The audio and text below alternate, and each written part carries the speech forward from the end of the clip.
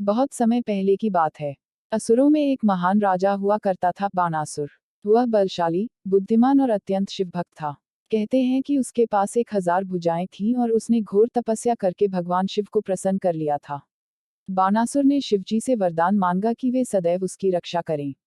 शिवजी ने उसकी भक्ति से प्रसन्न होकर यह वरदान दे दिया और कहा, जब भी तू मुझे पुकारेगा, मैं तेरी सहायता को अवश्य आऊंगा। समय बीतता गया। बानासुर का घमंड बढ़ने लगा। वह सोचने लगा कि अब तो भगवान शिव मेरे रक्षक हैं, मुझे कोई नहीं हरा सकता। धीरे धीरे उसने आसपास के सारे राज्य जीत लिए और एक तरह से पूरे पृथ्वी पर आतंक फैलाना शुरू कर दिया। लेकिन बानासुर की एक बेटी थी, उषा। उषा एक दिव्य स्वप्न देखती है, जिसमें उसे एक सुंदर युवक से प्रेम हो जाता है। उस युवक का नाम था अनिरुद्ध, जो भगवान श्री कृष्ण का पोता था। उषा की सखी चित्रलेखा ने अपनी सिद्धियों से अनिरुद्ध को महल में लाकर उषा से मिलवाया। दोनों का प्रेम और विवाह हो गया। लेकिन जब बानासुर को ये बात पता चली, तो उसका अहंकार जाग उठा। उसने अनिरुद्ध को बंदी बना लिया। जब श्री कृष्ण को ये बात पता चली, तो उन्होंने बानासुर से युद्ध करने का निश्चय किया।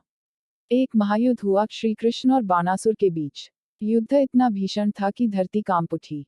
अब बानासुर को अपनी हार सामने दिखने लगी। उसने तत्काल भगवान शिव का स्मरण किया, भोलेनाथ, मेरी रक्षा कीजिए। शिवजी ने अपने भक्त की पुकार सुनी और युद्ध भूमि में आ पहुंचे। अब युद्ध होने लगा भगवान शिव और श्री कृष्ण के बीच। यह दृश्य देख सभी देवता और ऋषि भी चकित हो गए। एक तरफ भोलेनाथ, दूसरी तरफ योगेश्वर श्री कृष्ण। दोनों में से कोई भी हार नहीं सकता था। तब श्री कृष्ण ने विनम्रता से कहा, भोलेनाथ, आप तो साक्षात करुणा के सागर हैं। कृपा करके सच्चाई को पहचानिए। अनिरुद्ध और उषा का प्रेम शुद्ध है। बानासुर का अहंकार उसे विनाश की ओर ले जा रहा है। भगवान शिव ने स्थिति को समझा और मुस्कुराकर कहा, जो सच्चा प्रेम और धर्म के मार्ग पर हो, मैं सदैव उसके साथ हूँ। बानासुर, तुम्हारा समय समाप्त हो गया है, लेकिन तेरी भक्ति को देखकर मैं तुझे माफ करता हूँ।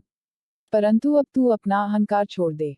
बानासुर ने अपने सभी अहंकार को त्याग दिया और भगवान श्री कृष्ण व शिवजी दोनों के चरणों में गिर पड़ा।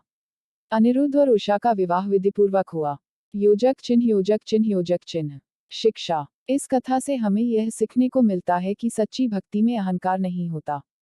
भगवान शिव अपने भक्त की रक्षा करते हैं, लेकिन जब भक्त अहंकार में आ जाए, तो उसे भी सही मार्ग दिखाते हैं।